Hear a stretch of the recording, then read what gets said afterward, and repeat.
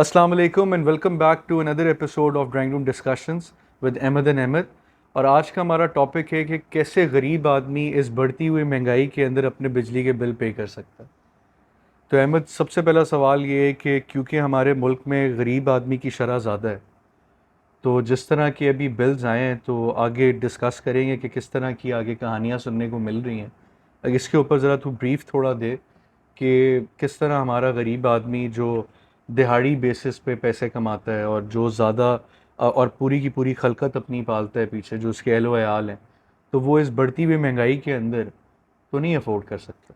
हाँ ऑब्वियसली यार, ये जिस तरह तूने स्टार्ट करते हुए कहा है कि गरीब आदमी अपने बिल कैसे दे, तो यार यही है। फिर कोई बेचारे गुर्दा बेचे, कोई अल्लाह माफ़ करे, अल्लाह माफ़ करे, अपने बच्चे बेचे, या फिर मतलब जो है अपना कोई दो नंबरी करे, क्योंकि बिल्स जिधर पहुंच गए हैं। और ख़ास तौर पे आईएमएफ के जो ये अभी हमारा स्टैंड बाय एग्रीमेंट उनके साथ हुआ हम्म। है, और उन्होंने पहली चीज़ जो हमें कही है वो यही कही है कि आप बिजली के बिल बढ़ाएं।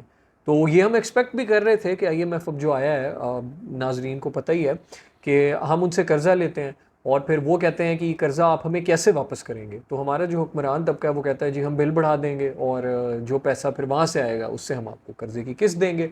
तो बहुत अफसोस की बात है कि ये सारा बोझ जो है, सो कॉल्ड कहा जाता है कि बड़ा मुश्किल फ़ैसला है, या खुश होते हैं हुक्मरान, आईएमएफ से पैसे मिल गए, आईएमएफ से पैसे मिल गए। यार किन शराइत पे मिले? गरीब की बीख कनी की शराइत पे मिले हैं, गरीब की जान निकालने की शर्त पे आपको ये पैसे मिले हैं। और एक तरफ यानी आईएमएफ के कहने पे आपने ये टैरिफ बढ़ा दिया है, दूसरी तरफ आप देख लेंगे हमारी जो रियासत है या जो ब्यूरोक्रेसी है या कोई भी रियासत के जो पिलर्स हैं उनके खर्चों में आपको कोई कमी नहीं नज़र आएगी, वो तो बल्कि बढ़ते चले जा बढ़ते रहे हैं। जा रहे हैं। मसलन वापडा के अफसरान हैं या एमएनएज हैं, एमपीएज हैं, चीफ जस्टिस हैं, पीएम हाउस है, या फिर सदारती महल है, या चीफ जस्टिस का हाउस है, या इवन कोई कोर कमांडर वगैरह के हाउस हैं। ये सारे कहें कि यार आज से हमें जो बिजली के फ्री यूनिट मिलते हैं हम नहीं लेंगे, जो हमें पेट्रोल फ्री मिलता है हम नहीं लेंगे। डीसीए साहब भी जितना एसी चलाएंगे उनका भी उतना ही बिल आएगा, वापडा के एक्सीएन साहब का भी उतना ही बिल आएगा जितना मेरा आता है। तो यहाँ तो ये रियासत आ नहीं रही, और गरीबों के लिए जो है ये बिल बढ़ाती जा रही है। तो अगेन मैं ये कहूँगा कि आईएमएफ के Sorry। कहने पे आपने अपना टैरिफ ठीक ठाक बढ़ा दिया है, लेकिन ये सारा बोझ जो है वो गरीब आदमी पे शिफ्ट हुआ है। और गरीब आदमी बेचारे को ना सिर्फ अपना बोझ उठाना है, बल्कि ये जो सो कॉल्ड वज़रा, उमरा, एमएनएज, एमपीएज, चीफ जस्टिसेस और पॉलिटिशियंस, और ये सारा इनका बोझ भी बदकिस्मती से हमने और आपने ही उठाना है। हाँ, बिल्कुल ऐसे ही है।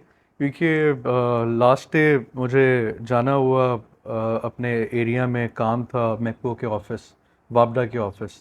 तो वहाँ मैंने बड़ी लंबी कतार, बहुत लंबी लाइनें देखी। और ये नहीं था कि कोई इक्का दुक्का बंदा था, हम्म। तकरीबन 100 से ज़ायद लोग वहाँ खड़े थे, और ज़्यादातर गरीब आदमी था हम्म। जिनको बेसिकली ये मसाइल थे कि हमारा बिजली का बिल बहुत ज़्यादा आ गया। हम्म। और किसी से पूछा मैंने तो वो कहता कि जी कि हमारे घर में सिर्फ एक पंखा है, एक लाइट है, और या हम फ़ोन चार्ज करते हैं, हम्म। तो हमारा बिजली का बिल 7-8 हज़ार रुपये आया हुआ है। तो हम तो हम्म। दिहाड़ीदार मज़दूर हैं, हम तो नहीं है गुजारा कर सकते। तो मैंने कहा आपका इसको हल क्या नज़र आता है? कहते नहीं, हम इसीलिए आए हैं ताकि हम आला अफसरान के साथ बात करें, और उनके कहने के बाद जो है हम फिर उनको बता सकें कि आप हमारे बिल की इंस्टॉलमेंट्स बना दें, या हमें आप थोड़ा सा कुछ चार्जेस कम कर दें। तो मेजॉरिटी ऐसे लोग थे जो चुप होके चले गए, क्योंकि हम्म। उनको अंदर से जवाब आ गया कि हमारे पास पावर नहीं है, हमें जो है हायर अथॉरिटीज़ ने मना किया, वह इंस्टॉलमेंट प्लान्स नहीं होंगे। और कुछ जो ताल्लुक़ वाले थे उनके हो गए। तो अब आप ये देखें कि जितने भी गरीब आदमी हैं, जिस बेचारे की डेली की एक इनकम है, वो 7-8 हज़ार रुपये नहीं खर्च कर सकता बिल के ऊपर, तो हम्म। क्या करेगा? वो अपना आगे से बिल कटवा देगा बिजली। और हम्म। गर्मी के अंदर, इस मौसम के अंदर, जहाँ कभी सर्दी है और कहाँ कभी गर्मी है, सर्दी से मुराद ये कि बारिशें बहुत आती हैं, हम्म। तो उसके बाद उसका गुजर बसर तो नहीं हो सकता, क्योंकि जब गर्मी आती है इस पर्टिकुलर एरिया में, तब वो बहुत ज़्यादा सेंटीग्रेड टेम्परेचर बढ़ जाता है, हम्म। 40 से भी अबव, कभी कभी तो 50 से भी अबव होता है। हम्म। तो मेरा एक तो गुजारिश ये है कि आप जब भी कोई इस तरह के एग्रीमेंट्स करते हैं, तब आप लार्जर फॉर्म में एक चीज़ देखें, जिसके अंदर एक तबका सिर्फ ना हिट हो, बाकी सब के सब भी जो हैं वो इसके अंदर शामिल हों। जिस तरह अहमद अभी बता रहे थे कि अगर ये जितने भी आला अफसरान हैं, अगर इनके यूनिट्स जो हैं वो महीने के जो इनको मिलते हैं, वो इनके काट दिए जाएं, तो फिर ये जो लाइन लॉसेस की जो हम बात करते हैं, कि कभी के इलेक्ट्रिक बात करती है, कभी मेपको बात करती है, कभी लेस्को बात करती है कि जी हमारे लाइन लॉसेस बहुत हैं। तो एक तो लाइन लॉस है क्योंकि आपने कभी भी अपना बेहतर इंफ्रास्ट्रक्चर बिल्ड ही नहीं किया ताकि आपके लाइन लॉसेस कम हो सके। दूसरी बात ये कि जब मुल्क आपका तरक्की याफ्ता, जब आपको पैसे एड के तौर पे मिल रहे थे, तब आपको चाहिए था हमारे हुकूमती लोगों को कि वो आपका जो वो पूरा का पूरा निज़ाम बनाते इलेक्ट्रिसिटी का। इसके अंदर एक लम्स की रिपोर्ट है अहमद, वो मैं शेयर करना चाहता हूँ। उसके बेसिक 4 पॉइंट्स हैं। वो 4 पॉइंट्स ये हैं कि क्या पाकिस्तान में जो ये पावर सेक्टर है इसके 4 मेजर इश्यूज़ क्या हैं। उसके अंदर था weak demand management, transmission and distribution losses, capacity payments and reluctance of structural reforms. ये 4 बुनियादी चीज़ें थी जो बेसिकली पूरे की पूरे पावर सेक्टर को हिट कर रही। तो इसके अंदर सबसे ज़्यादा हिट जो है वो गरीब तबका का है। इसी तरह ही है यार। वैसे मुझसे अगर कोई पूछे ना पावर सेक्टर का हल क्या है, तो बिल्कुल ठीक है ये 4 जो वजूहात लिखी हैं। मेरे नज़दीक इसका सबसे आसान हल ये है कि IPPs जो है ना, इनको आप अपने मुल्क से निकाल बाहर करें। और जो भी आपने करना है आपने ख़ुद करना है। 6 माह का प्लान बनाएं। आपके पास पूरा वापडा है, पूरा जो है वो के इलेक्ट्रिक है, एक से एक इंजीनियर पड़ा है, एक से एक आपके बड़े काबिल लोग पड़े हैं, और आप बनाएं बिजली का प्लान क्या बनता है। यानी डिस्कोज को बंद ना करें। मैं ये नहीं कह रहा कि ये जो डिस्ट्रीब्यूशन कंपनीज हैं, डिस्को आप लोगों को पता ही होगा डिस्ट्रीब्यूशन कंपनीज को कहते हैं, डिस्कोज को नहीं हमने बंद करना, लेकिन हमने पीछे जो प्रोड्यूसर है उस पर हम क्यों IPPs पे रिलाई कर रहे हैं। मतलब यार उसके अलावा 1 लाख तरीके और हो सकते हैं। आप अपना वही, जिस तरह उसने स्ट्रक्चरल रिफॉर्म्स की बात की, मैं इसको इंफ्रास्ट्रक्चर डेवलपमेंट के साथ चीज़ को लिंक करूंगा कि कितने अफसोस की बात है कि यार 2023 ये आधा गुजर गया है और पाकिस्तान के पास बिजली पूरी नहीं है। ऐसे ही मतलब ये दुनिया AI पे जा रही है यार, और हमसे आज तक हमारे जो है वो बिजली नहीं पूरी हो रही। तो IPPs आप ले आए 90s में, क्या हल निकला? कोई हल नहीं निकला। तो मेरा नहीं ख्याल इसका जो है IPPs हल है। पब्लिक सेक्टर डेवलपमेंट जब तक इसमें नहीं होगी तब तक ये IPPs के ऊपर आप इसको छोड़ के अगर ये उम्मीद रखेंगे कि हमारा जो है सर्कुलर डेट ख़त्म हो जाएगा या फिर हम बिजली के मामले में खुद कफील हो जाएंगे, तो यार मुझे ये होता हुआ नहीं नज़र आ रहा। इसके अंदर एक और भी चीज़ ऐड ऑन करता चलो, ये जब आप इनके साथ बात करें कि IPPs को क्यों ख़त्म नहीं करते, तो ये आगे से कहते हैं कि इनके साथ हमारे बहुत लॉन्ग टर्म एग्रीमेंट्स हैं, और वो क्योंकि ये डॉलर के ऊपर लेते हैं। आपको जब ये बिजली बना के आपकी ही तेल से आपको बेचते हैं, तब ये डॉलर्स के अंदर आप इनसे बिजली खरीदते हैं, और वो डॉलर का रेट फ्लक्चुएशन है, जो मर्जी हो आपने उनको उसी मिकदार में पैसे देने पड़ते हैं। इसी तरह तो ये गालिबन शायद पीपल्स पार्टी के दौर में सबसे ज़्यादा अरूज पे था। उसके बाद फिर PMLN के दौर में आया, फिर उसके बाद ये PTI के दौर में आया, और फिर अब दोबारा PDM के दौर में ये वाली चीज़ आ रही है। तो ये हमें अच्छा, अगर हम किसी भी मिनिस्टर से पूछें या इनके प्रीवियस इंटरव्यूज़ निकालें, तो बड़ा आसान हल है कि वो कहते हैं कि जी कि प्रीवियस गवर्नमेंट की वजह से हम यहाँ पहुँच गए। फिर आप उनसे पूछते हैं तो वो कहते हैं प्रीवियस गवर्नमेंट में, फिर आप उनसे पूछते हैं तो प्रीवियस गवर्नमेंट में। डेमोक्रेसी जब से बहाल हुई है मुशर्रफ साहब के जाने के बाद, अभी तक तकरीबन कितने साल हो चुके हैं? हाँ बड़े साल हो गए यार। अब अगर 10 टेक्निकली साल देखा तो हो जाए चुके हैं, अभी ये 5वां साल, ये 15 साल होने वाले हैं। इस 15 सालों के अंदर जो है वो अभी तक हम ये चीज़ निकाल ही नहीं पाए कि क्या वजह है, क्या नहीं है। वॉर ऑन टेरर पे हमें इतना ज़्यादा पैसा मिला, और वो पैसे ज़्यादातर कहाँ यूज़ हुए? वो भी अगर जब हम इंडिया के कंपैरिजन के साथ बात करते हैं, तो वहाँ क्योंकि पॉपुलेशन बहुत ज़्यादा है, और वहाँ भी ऑब्वियसली कहीं ना कहीं मसाइल होंगे, मगर उन्होंने अपना पूरा इंफ्रास्ट्रक्चर पहले बिल्ड किया, फिर बाद में वो तरक्की याफ्ता ममालिक की सिमत में शामिल हो गए। और हम अभी तक उसी चीज़ को रो रहे हैं कि वो जी PTI ने किया, वो जी नून लीग ने किया, वो जी पीपल्स पार्टी ने किया, वो जी मुशर्रफ साहब ने किया। रहने वाले तो आप लोग भी इसी एरिया के हैं, हम भी मतलब इसी मुल्क के हैं, हम लोग भी इसी मुल्क के हैं। कभी भी बिजली का बुरान ख़त्म नहीं हो पाया। यहाँ तक कि एक रिपोर्ट है कि जो बहावलपुर में इन्होंने एक सोलर पावर प्लांट लगाया है, वो उसकी प्रोडक्शन इतनी ज़्यादा नहीं है।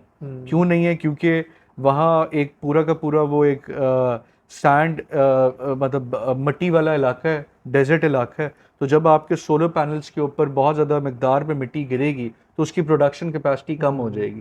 तो वहाँ भी आपके ऐसे इदारे होने चाहिए जिनके साथ आपका तरीक़ाकार हो कि अच्छा अगर हम यहाँ लगाते हैं तो हम इसकी क्लीनिंग एक पूरा का पूरा एक निज़ाम बनाएं, हम इसके आगे और रिन्यूएबल सोर्स की तरफ जाएं कि हम कैसे इस चीज़ को और कम कर सकते हैं, कैसे ऐसे बना सकते हैं।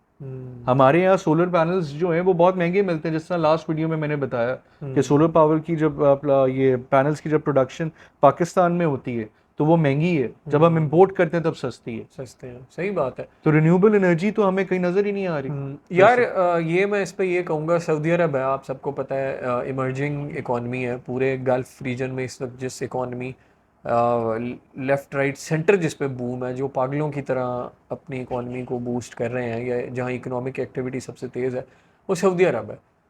करने के लिए भाई उन्होंने क्या किया, उन्होंने बनाया एक MBS ने, मोहम्मद बिन सलमान ने, विजन 2030। उसने कहा भाई 2030 तक हमने ये चीज़ें अचीव करनी है। वो ऑयल प्रोड्यूसिंग कंट्री है, और वो ये कहता है कि हमने जो अपने हाइड्रोकार्बन से जो, यानी हाइड्रोकार्बन यानी पेट्रोलियम पे हम जो डिपेंड कर रहा है हमारा GDP, 50% हमने अल्टरनेट सोर्सेज बनाने हैं। मसलन हम टूरिज़्म लाएंगे, हम ज़्यादा जो है और सेक्टर्स को, हेल्थ सेक्टर में या और चीज़ों में हम इन्वेस्ट करेंगे, और वो इतने यानी उनको स्ट्रॉन्ग कर देंगे कि हमारे GDP का 50% जो है वो, यानी पेट्रोल अगर हमारा ख़त्म भी हो जाए तो हम बाकी चीज़ों से गुजारा चला सकें। तो मैं तो इसको इसी तरह ही समझता हूँ कि यार आपके पास एक नेशनल पॉलिसी होनी चाहिए एनर्जी की। आपको पता हो कि यार हमारे लॉसेस कहाँ से हो रहे हैं। पहली बात तो ये कि हमने कंजर्व कहाँ से करनी है। बिजली ज़ाया बहुत ज़्यादा किन वजूहात से हो रही है, अनड्यू किन लोगों को मिल रही है। अगेन एलीट का नाम आएगा उसमें कि उनको किस तरह जो है बड़े आसानी से मिल रही है। दूसरा IPPs के अलावा क्या हाल है। तीसरा फिर आप उसमें पूरी अपनी पॉलिसी फॉर्मुलेट करोगे कि 3 साल में ये सेक्टर्स हैं जो सबसे ज़्यादा बिजली कंज्यूम कर रहे हैं, 3 साल में हमने इनको रिन्यूएबल पे शिफ्ट करना ही करना है। सबसे ज़्यादा तो इंडस्ट्रीज़ है ना यार जो बिजली कंज्यूम करती हैं। इंडस्ट्रीज़ के लिए आप प्लान बनाओ और उनको आसान कर्जे दो, या मतलब जो भी करो आप, कोई मतलब यार विजन तो नजर आए, कोई सेंस, कोई डायरेक्शन तो नजर आए कि यार ये 5 साल हैं, हमने 50% अपनी इकोनॉमी रिन्यूएबल पे कर देनी है। ये कोई बात तो करें, फिर आप उसकी और तरफ उसके कदम साथ साथ उठाएंगे ये ना। भी है कि जिस तरह विजन आप बनाते हैं तो विजन जो है वो आगे फिर प्रोलॉन्ग भी हो, और भी आगे आने वाले जो पार्टीज़ हैं कि जो 5 साल के लिए आया वो भी उस विजन पे काम कर रहा है, जो अगले 5 साल के लिए भी है वो भी अगले वो उसके ऊपर काम कर रहा है। जब तक ये पूरा का पूरा तरीकाकार नहीं होगा तो इट्स इनएविटेबल कि कभी भी पाकिस्तान इस क्राइसिस से निकल सके। अब आप देखेंगे एक वो last video I was surprised, और एक धचका था कि ऑपरेशन थिएटर है और बिजली नहीं है और जनरेटर में पेट्रोल भी नहीं है।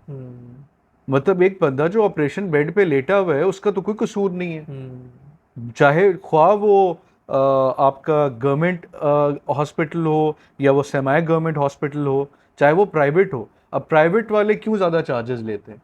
क्योंकि इनके पास सारी सर्विसेज मौजूद होती हैं। कभी भी ऐसा नहीं हुआ कि किसी भी प्राइवेट हॉस्पिटल से ये खबर सुनने को मिले कि MRI हो रहा था और मशीन बंद हो गई, या हॉस्पिटल गए कि जी वहाँ हम डॉक्टर को मिलने गए तो जी ब्लैकआउट हो गया। नहीं, उनके वहाँ पूरी की पूरी तरीकाकार हैं। हमारे यहाँ डिफरेंट इदारे हैं अहमद, जो इदारे बेसिकली इन सब चीज़ों को देखते हैं, मॉनिटर करते हैं, मगर उसके अंदर क्या फ्लॉज हैं। और पता होगा कि पाकिस्तान में वैसे भी रिश्वत वाला जो एक कल्चर है, और साथ ही साथ आपकी बहुत ज़्यादा शॉर्टकट्स करने का निज़ाम है, वो तो मौजूद है। उसमें ये डायरेक्टली इफेक्ट करता है इन सारे सेक्टर्स को। इसी तरह ही है यार। बट अगेन यार मैं इसमें मोटी मोटी बात जो मैं वही कहूँगा कि यार आपके पास विजन नहीं है। यानी आपको आपको पता ही नहीं है कि आपने करना क्या। आपको ये लगता है कि यार, मतलब मुझे लगता है कि इस वक्त पूरी इकॉनमी इस इंतज़ार में बैठी हुई है, जो मतलब इसहाक डार साहब आके कर रहे हैं कि वो जी डॉलर थोड़ा ऊपर नीचे हो जाएगा, रिज़र्व बाहर से एड आएगी तो रिज़र्व बढ़ जाएंगे, आलमी दुनिया में पेट्रोल सस्ता हो जाएगा। वो खैर IMF आपको पेट्रोल सस्ता भी नहीं करने देगा, कभी भी तो नहीं। पेट्रोल थोड़ा सस्ता होगा तो उसके साथ फिर जो है हमारी बिजली हम सस्ती कर देंगे, बिजली भी नहीं IMF सस्ती करने देगा। तो मतलब ये सारी, बल्कि पेट्रोलियम पे और बिजली दोनों पे वो आपको कहेंगे कि लेवी बढ़ाओ और टैक्सेस बढ़ाओ इन दोनों चीज़ों पे। और उन्हें आगे करना है बिल्कुल ऐसे ही कमिंग है, ईयर्स बिल्कुल में। ऐसे ही है। तो अब कहने की बात यही है कि यार, अफसोस की बात यह है कि आपके पास कोई विजन नहीं है। अगर अब भी आपकी जो है मतलब छोड़ो यार, बिजली को भी छोड़ो, 50-60% आपकी इंपोर्ट जो है वो ऑयल है, बेसिकली हाइड्रोकार्बन है जो आप क्रूड ऑयल इंपोर्ट करते हो। आप आज तक यही नहीं सोच सके कि यार इसको हमने डिक्रीज कैसे करना है। कहाँ, कौन सी वो चीज़ें हैं जहाँ पेट्रोल की खपत ज़्यादा हो रही है, किन सेक्टर्स में हम ये कर सकते हैं। आप यही, मतलब पेट्रोल के लिए आपके मुल्क का सबसे बड़ा इस वक्त मसला पेट्रोल है, और आपके पास ये विजन ही नहीं है कि यार पेट्रोल के अलावा अल्टरनेटिव हमने सोर्सेज किस तरह डेवलप करने हैं। लाहौर में तो चलो फिर भी, कराची में अभी तक मास, बड़े शहर होने के बावजूद मास ट्रांजिट का कोई सिस्टम नहीं है। कोई आपके पास स्टैट्स नहीं है, कोई विजन नहीं है कि शाहराह फैसल एक सड़क है, उस पर एक दिन में आपने सोचा है कभी कि कितने लाखों करोड़ों रुपए का पेट्रोल डेली जल जाता होगा? सुबह 9 बजे जितना ट्रैफिक यहाँ से वहाँ जाता है, वहाँ से यहाँ आता है। लाहौर की फिरोजपुर रोड ले लें, इस्लामाबाद की आप वो मागला एवेन्यू ले लें या श्रीनगर एवेन्यू ले लें, लाखों रुपए का करोड़ों रुपए का पेट्रोल डेली उन सड़कों पे जल रहा है। और आपके पास सैडली ना कोई आपके हुक्मरानों को परवाह है, ना आपके पास कोई विजन है कि हमने इसको किस तरह कम करना है। और आपके वही again PM house, governor house, CM house, फलाना हाउस, ढिमकाना हाउस, प्रिविलेजेस और उनके पर्क्स एंजॉय हो रहे वो हैं। बढ़ रही हैं अफसोस के साथ, उनमें अभी इस इजाफा हो दफ़ा रहा बकायदा पता चला कि 62 बिलियन रुपीस जो है वो बजट बढ़ चुका है। है। अब इसके अंदर मैं एक स्टार्ट देता हूँ कि पाकिस्तान कहाँ कहाँ से इंपोर्ट करता है क्रूड ऑयल्स, और कितनी मिकदार में, कितने वॉल्यूम में, मतलब कितने पैसों में जो है वो इंपोर्ट करता है। सऊदी अरेबिया से 1.88 बिलियन डॉलर का इंपोर्ट करता है। यूनाइटेड एमिरेट्स से जो है वो 1.36 बिलियन डॉलर्स का इंपोर्ट करता है। कुवैत से 262 मिलियन डॉलर्स का इंपोर्ट करता है। मलेशिया से 34.6 मिलियन डॉलर्स का इंपोर्ट करता है। नीदरलैंड से 557 मिलियन डॉलर्स का इंपोर्ट करता है। अब अहमद, इसके लिए सबसे बड़ी ये बात आती है कि नीदरलैंड्स हो गया, मलेशिया हो गया, कुवैत हो गया, यूनाइटेड अरब एमिरेट्स हो गए, कलेक्टिवली इन सबको अगर देखा जाए तो पाकिस्तान में भी रिसोर्सेज बहुत हैं। अब जब पाकिस्तान में रिसोर्सेज बहुत हैं तो क्यों ये कंट्रीज इतना ज़्यादा आगे प्रॉस्पर कर रही है? क्यों यहाँ के वहाँ के लोग जो है वो इतनी गुर्बत नहीं है उनके अंदर? उनके पास बेसिक विजन था। उनको पता था कि हमने 20 साल में यहाँ तक पहुँचना है, अगले 20-50 साल में हम यहाँ तक पहुँचेंगे। हमारे पास ये नहीं है। हमारे पास एक गवर्नमेंट आती है, वो कहती कि जी कि हम जी ये वाला प्रोग्राम देंगे, फिर हम ये प्रोग्राम देंगे। वो जब गवर्नमेंट जाती है तो उसके बाद नेक्स्ट गवर्नमेंट आती नहीं है। इसमें सबसे ज़्यादा जो तबका पिसता है वो गरीब आदमी है। और गरीब आदमी के पास with the passage of time, जब आपका गरीब आदमी बहुत ज़्यादा बेयारो मददगार हो जाएगा, तब आपकी एकदम से रैपिड इंक्रीज होगी डकैतियों में, चोरियों में, दो नंबरियों में, इन सब चीज़ों में, क्योंकि उन्होंने भी तो अपना पेट पालना। अभी जो औरत जिसकी मैं मिसाल दे रहा था पहले कि वो 5-7 हज़ार रुपए का बिल था, वो औरत कहाँ कहाँ काम करती होगी? वो अपने छोटे से बच्चे को भी साथ लेके फिर रही थी।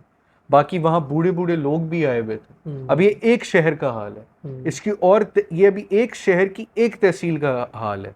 बाकी कितनी तहसीलें हैं, कितने ऐसे शहर हैं, कितने ऐसे जो है वो कस्बे हैं जहां हमें पूरी न्यूज़ रिपोर्ट ही नहीं आती और मेन स्ट्रीम मीडिया कभी बात भी नहीं करता। वो ये कहते हैं कि जी कराची के अंदर लोग एहतजाज कर रहे हैं, लाहौर में एहतजाज कर रहे हैं, जी मुल्तान में एहतजाज हो रहा है, जी हैदराबाद में एहतजाज हो रहा है। बाकी आप सिंध में देख लें, लाइन लॉसेस की जब आप बात करते हैं तो क्यों वो डायरेक्टली इफेक्ट गरीब आदमी पे कर रही है? वो गरीब आदमी पे डायरेक्टली इफेक्ट तो नहीं करना चाहिए। आपके बाकी जो है वो जो डेजिग्नेटेड ऑफिसर्स हैं, जिनकी बड़ी बड़ी डेजिग्नेशंस हैं, उनमें तो एसीज चल रहे होते हैं, उनके तो कभी लाइन लॉसेस वाली बात नहीं आई, कभी बिजली के बिल्स नहीं आए। तो ये सब चीज़ों को देखना चाहिए। ये हमारा, हम सब का काम है, और बाकायदा गवर्नमेंट का काम है कि ये एक लॉन्ग टर्म प्लान लेके आए।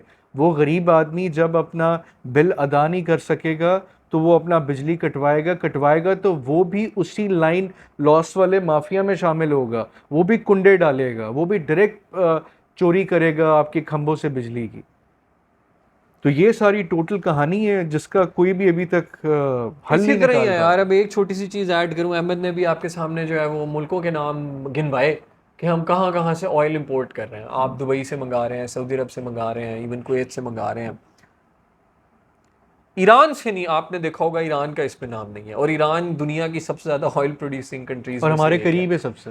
बॉर्डर से बॉर्डर जुड़ा हुआ है। एक और मैं आपको मजे की बात बताऊं, तेल आ रहा है, आता ईरानी है तेल चमन, आ रहा है। चमन मतलब वाली साइड पे, खुशदार वाली साइड पे, यहाँ सारे जो है बलूचिस्तान वो में भाई आप किसी से बलूचिस्तान में पूछ लें, तेल है, और 167 रुपीज़ लीटर है। ऐसे ही लोग जो है कारोबार कर रहे हैं बकायदा। आई नो पीपल जो कहते हैं कि यार ईरानी तेल के कारोबार में बड़ी बचत है। तो आप हमारे मतलब मेजोरिटी यहाँ वाले शहरों में भी ये ईरानी तेल डालते हैं जब आपके ऐसे ही है, पेट्रोल पंपों में सही नहीं मिलता। ऐसे ही है। तो मतलब कितने अफसोस की बात है कि आप मतलब चौथे मोहल्ले से जाके तेल खरीद रहे हो, लेकिन वो मुल्क जिसका बॉर्डर आपके साथ जुड़ा हुआ है, जहाँ से तेल आ भी रहा है, आप रेगुलराइज उसको नहीं कर पा रहे। किस डर से? कि जो है ना IMF और अमेरिका के डर से उस पर सैंक्शंस हैं। IMF हमें एड नहीं देगा। IMF एड दे भी दे तो क्या यार, किन शराइत पे दे रहा है? मतलब आप अगर एक बार ज़रा सीधा होके एक इकॉनमी का प्रॉपर प्लान बना के अपना बजट, जितना आप यार घर का बजट बनाते हो, जितने तुम्हारे खर्चे, जितनी आमदन होती है उतने ही खर्चे होते हैं ना। अगर तुम्हारी 1 लाख तनख्वाह है तो ऐसे होता है कि तुम 2 लाख के खर्चे करो, फिर हर महीने पड़ोसी के पास चले जाओ, उससे कहो यार 1 लाख रुपए मुझे और भाड़ा कब दे तक दो। देगा वो? कब तक देगा? और मतलब तुम करोगे भी ये क्यों? लाख तुम्हारी आमदनी है, मुल्क की एक आमदनी है, खर्चे लाओ उसके अंदर। ये तो कोई रॉकेट साइंस नहीं है कि है रॉकेट साइंस। अब फिर वही बात है कि किस पे ज़रूरत पड़ेगी? वज़ीर आज़म साहब पे, सदर साहब पे, चीफ जस्टिस साहब पे, आपके जो भी इदारे हैं बड़े बड़े, उनकी मराद कम होगी ना। तो उस तरफ ये नहीं आते, अपने खर्चे बढ़ा रहे हैं और साथ कर्ज भी बढ़ा रहे हैं। तो पहले तो यार आप अपने बजट को 0-0 पे लेके आओ, अपने लॉसेस कम करो, और फिर उसके बाद ये है कि ऐसे रास्ते देखो। रिन्यूएबल का क्या वो है, ईरान से या और दीगर ममालिक से किस तरह सस्ती हम गैस कहाँ से मिल सकती है? ईरान तेल के कहाँ से साथ ला सकते बकायदा हैं। जो है वो आपका मुआहिदा हुआ है। वो अभी अगले साल जो है वो भी एक केस चल रहा है जिसके अंदर $18 बिलियन का वो हमारे पे कर डाल सकता देंगे, है, बिल्कुल कर्जा कर डाल सकता देंगे है, कि जी कि बिल्कुल आप कर वो, सकता सॉरी है। कर्जा कह रहा हूँ, आपके ऊपर वो डाल देंगे कि जी पेनल्टी के पेनल्टी पेनल्टीज डाल के देंगे, हाँ। 18.8 बिलियन डॉलर आप हमें दें, वो कहाँ से देंगे? अभी हम IMF के बाद बेसिकली 1.17 बिलियन डॉलर्स की वजह से गए कि जी हमें ये मिल जाए, क्योंकि अब हमें ना सऊदी अरेबिया दे रहा है ना हमें कोई अमीराती जो है वो कंट्रीज दे रहे हैं, कोई भी नहीं दे रहे ना हमें पैसे। वो कहते हैं मुफ्त में हम क्यों दें? चाइना ने आपके अंदर ये जो सीपेक का लेके आया था ये काम, उसका बेसिकली यही था फॉर्मूला एक, कि हम पाकिस्तान को तरक्की की तरफ गामजन करें, और ऑब्वियसली उनका भी एक था कि जी हम भी अपने लिए बेहतरी लेके आए और हमारे भी शॉर्ट जो है वो कॉरिडोर्स पड़ेंगे ट्रेडिंग के। मगर उसके अंदर सबसे बड़ी बात ये थी कि अगर जब पाकिस्तान प्रॉस्पर होता तो कहीं ना कहीं आपका गरीब तबका भी तो उठता ना, उनको भी जॉब्स मिलती, वो भी कहीं ना कहीं कंपनीज के अंदर आते, वो तबका भी तो सबसे ज़्यादा आपकी बैकबोन है।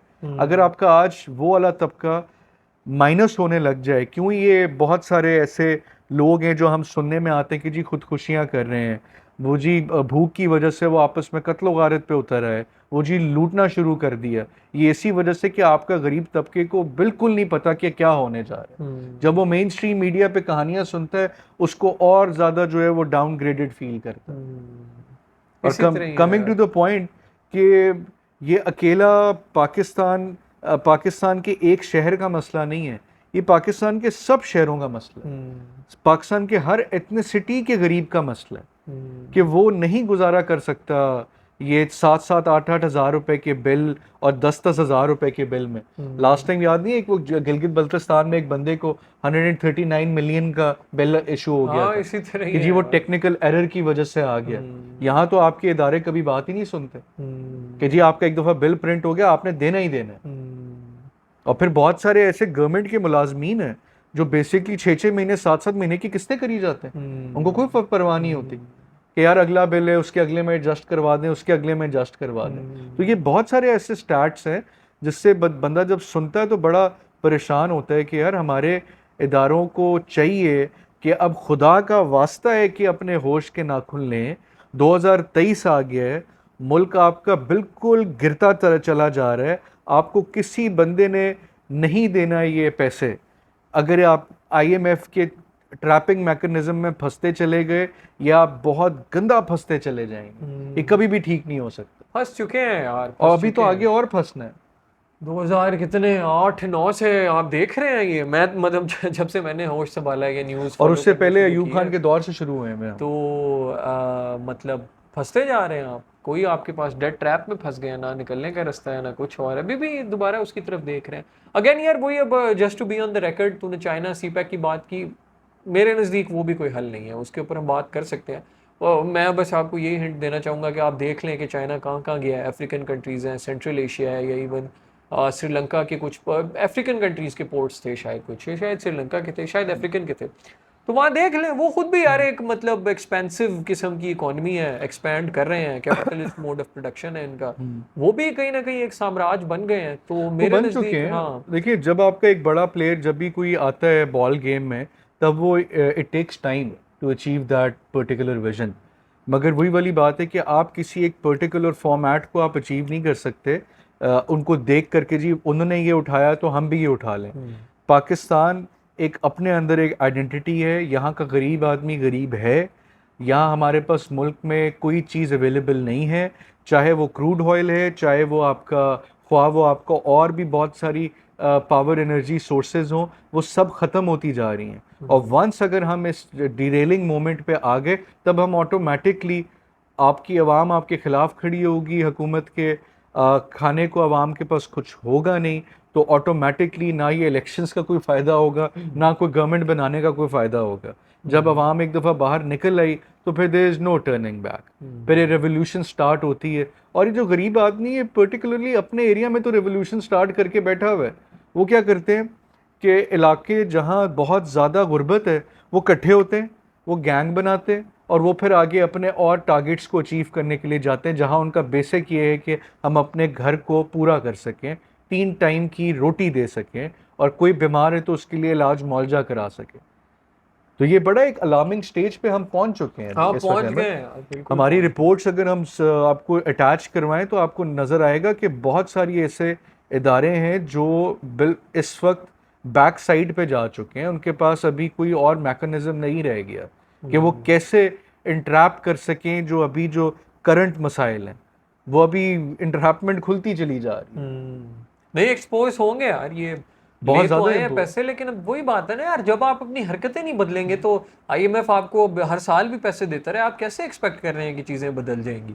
कोई कोई इकॉनमी में मतलब बजाय इसके कि बिजली बढ़ा दो, तेल बढ़ा दो, इसके अलावा कोई स्ट्रक्चरल रिफॉर्म्स मुझे तो नहीं नजर आए जिसको देख के मैं कहूँ कि यार ये जो है हम सारी चीज़ें ठीक हो जाएंगी। साग डार और शहबाज शरीफ को नजर आ रहे हैं तो उनके लिए मैं कुछ कह नहीं सकता, लेकिन मुझे तो कुछ भी ऐसा नजर नहीं आया या कि इवन दो पहले जो गवर्नमेंट रह चुकी है उनको भी नहीं नज़र आया हम्म कि मतलब जो गरीब आदमी है, देखिए अगर आप गरीब आदमी को मुफ्त खाना देते तो ये मैं आपको बताता चलूँ कि हमारे यहाँ बहुत सारे ऐसे लोग हैं जो लंगर चलाते हैं, जो दरबारों के ऊपर मज़ारों में खाना मिलता है। गरीब आदमी का पेट भर जाता है जनाब, गरीब आदमी का पेट भर जाता है। मेन मसला ये होता है कि आप कितने लोगों को अकोमोडेट कर रहे हैं। जब तक आप पूरे लोगों को अकोमोडेट नहीं करेंगे वो ये गुर्बत ख़त्म नहीं हो सकती। एक बंदा एग्ज़ाम्पल है कि एक बंदा अगर 10,000 रुपये सालाना महीने का कमाता है और वो बंदे के अंदर घर के अंदर 12 अफराद हैं, तो आप उसको ये नहीं कह सकते कि आपने अफराद क्यों बढ़ा दिए। वो कमाने वाला एक बंदा है ना। अब जब वो कमाने वाला एक बंदा है तो वो कैसे पूरा करेगा? वो नहीं पूरा कर सकता। वो जेडीसी के एक साहब हैं, उन्होंने कराची के अंदर बड़ा अच्छा काम कर रहे हैं। उन्होंने लास्ट टाइम फल फ्रूट्स के ऊपर ये निकाली बात कि जी के इतने महंगा क्यों बेच रहे हैं, गरीब आदमी तो बेचारा मर रहा है। तब वो 3 दिन 4 दिन तक स्ट्राइक कॉल हुई। इसी तरह के लोग अगर सब इकट्ठे होकर एक ब्रेनस्टॉर्मिंग करते हैं तब ऑटोमेटिकली मुआशरा बेहतर हो सकता है। हाँ इसी तरह ही है। और फिर अगेन आखिर में मैं तो यही कहूँगा यार, कोई कॉम्प्रिहेंसिव पॉलिसी बनाओ, कोई इन्वायरमेंट के बारे में पॉलिसी बनाओ, कोई एनर्जी के बारे में पॉलिसी बनाओ। यूथ जो इतनी निकल रही है इनके बारे में कुछ सोचो। और कुछ नहीं कर सकते तो आप पूरी दुनिया से उनकी रिक्वायरमेंट ले लें कि यार अगले 3 साल में आपको किस किस्म की लेबर चाहिए होगी, वो यहाँ से लोगों को ट्रेन करके वहाँ भेज दो। मतलब बहुत सारे तरीके हैं यार, बट अगेन अगर कुछ सोचना बेसिक वो चाहे भी ना हुकूमत हमारा तो ये क्यों ऐसा जहन है कि हम ट्रेन करें और अगला मुल्क हमसे ले जाए। ये तो जुल्फ़िकार अली भुट्टो साहब की बहुत अरसे की पॉलिसी है जो अभी तक हम चलाते आ रहे हैं। हम अपनी यूथ को ट्रेन करके हम यहाँ अपनी और कंपनीज बना के क्यों नहीं रख सकते? जब हम यहाँ अपने मुल्क में डालेंगे तो मुल्क के पास स्किल डेवलपमेंट बेहतर होगी ना। गरीब आदमी यार, बड़े बड़े ऐसे लोग हैं जो जिसने मैट्रिक नहीं किया हुआ मगर उसके पास क्या स्किल सेट होता है।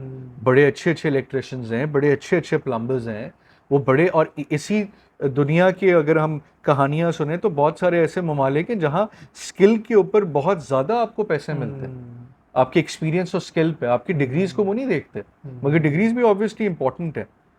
मगर ये काइंडली हमारी दोनों की लास्ट आपके साथ यही एक बात है कि खुदारा खुदारा गवर्नमेंट को चाहिए कि अब वो पॉलिसीज़ बनाएं और अब वो और से बेहतरीन निज़ाम को लेके आए ताकि आपका गरीब आदमी ये चीज़ अफोर्ड कर सके, वरना एक एनार्की फैलेगी और वो एनार्की कभी भी रुक नहीं सकती। और अभी ये इफ़ेक्ट हमारे तक नहीं आया, जब हमारे तक आएगा तो ऑब्वियसली हर बंदा चीख मारेगा। जब ये इफ़ेक्ट आपकी अपर क्लास पे आएगा, आपकी मिडिल क्लास में आएगा, लो मिडिल क्लास और मिडिल क्लास पे तो आने लग गया है बहुत ज़्यादा। मगर जब तक ये सब चीज़ें आप कंसोलिडेट कर रहे होंगे ऑटोमेटिकली ये बॉम्ब जो है वो बर्स्ट हो चुके हैं। हाँ इसी तरह ही है यार। अगेन मेरे यार जो आखिर के रिमार्क्स हैं वो यही हैं यार कि खुदारा को पॉलिसी बनाएं, कोई 1 साल का ही विजन बना लें कि यार 1 साल में ये टारगेट्स हैं, ये अचीव करने हैं। 1% जो है ना, DCO आपका जो है उसको आप ये टारगेट दे दें, भाई तू अपने डिस्ट्रिक्ट का 1% जो है उसको सोलराइज कर दे, एटलीस्ट गवर्नमेंट ऑफिसेज को ही जो है वो किसी तरह हाँ सोलराइज कर एग्जैक्टली। दो। तो कोई कोई पॉलिसी बना लो यार और उस पर इम्प्लीमेंट करा लो, पॉलिसी कोई बना लो वो बना लो, किसी भी लेवल पे बनाओ, बट कुछ कुछ बना लो पॉलिसी। अभी इसके अंदर बताते हैं कि जी एक आर्टिकल है उसके अंदर राउटर्स.com का, राउटर्स का, वो कहते हैं कि 12,000 मेगावाट शॉर्टफॉल है, और 12,000 मेगावाट शॉर्टफॉल बड़ी शॉर्टफॉल है, वो आप नहीं पूरा कर सकते। बाकी last but not the least, हमारी बहुत सारे टॉपिक्स पे बात हो चुकी है, बहुत सारे प्रायर चीज़ों के ऊपर हम बोल चुके हैं, गरीब आदमी के लिए भी, बाकी इससे इनके साथ एसोसिएटेड और बहुत सारी वजूहात के लिए भी। तो अपना ख्याल रखें। अभी तक के लिए इतना ही। अल्लाह ने के बान, अल्लाह हाफ़िज़।